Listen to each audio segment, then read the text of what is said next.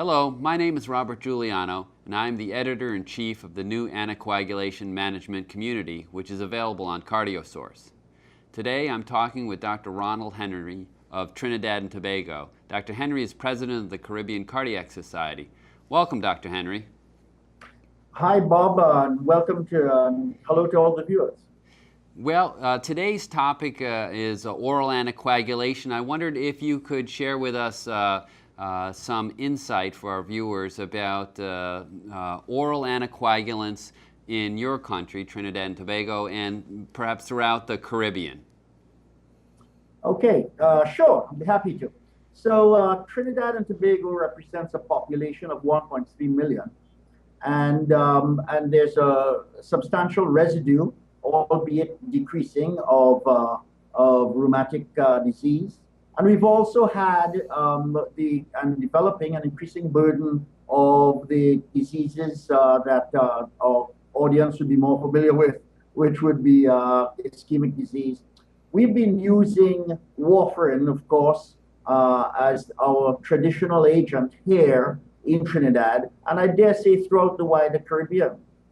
One of the challenges is that even in the warfarin era, we've been exposed to a number of different manufacturers' brands, and this has further complicated standardization of our INRs and our levels of anticoagulation, particularly here in Trinidad.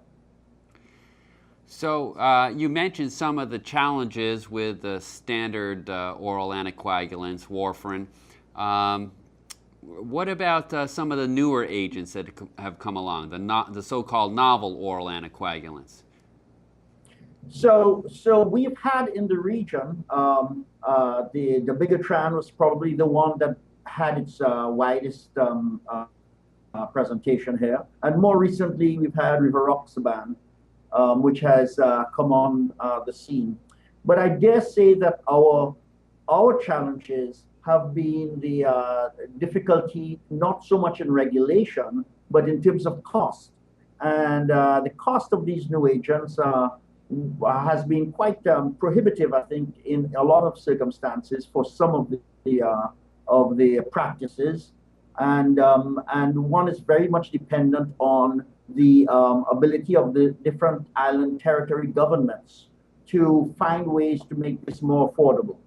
This has been slow going, but I'll tell you the big challenge we've had, even in maintaining warfarin, has been the challenges of monitoring.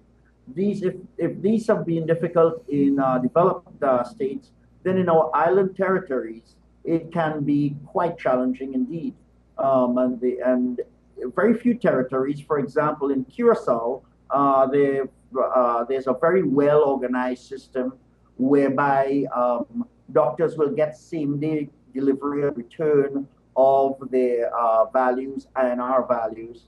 But in many of the other territories, I know certainly in Trinidad until very recently, we've not had very good access to anticoagulation clinics for our clients.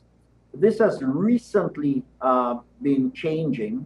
And we've only recently been having anticoagulation clinics being established at the state institutions, albeit very late in the game.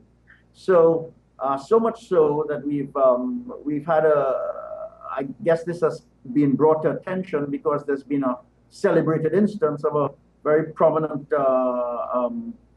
public figure who's had problems with anticoagulation and actually suffered a stroke as a result of transient under anticoagulation.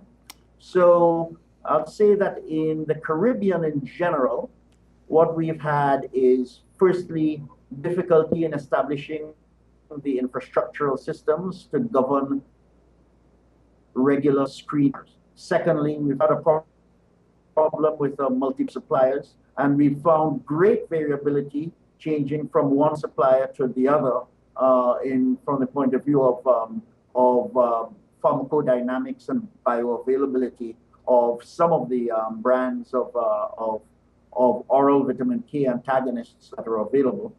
And we all look forward to what one of my colleagues called a liberating experience when she first used one of the novel agents and didn't have to wrestle with these things.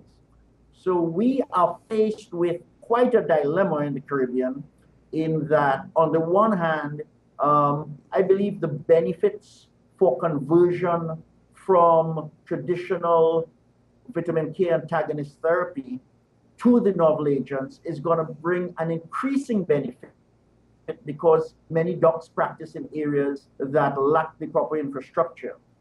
And at the same time, although I do believe that there is a disproportionate benefit to be gained by our population, the cost of the conversion makes it even less affordable for our population. So this is quite a dilemma for us. How do we proceed forward?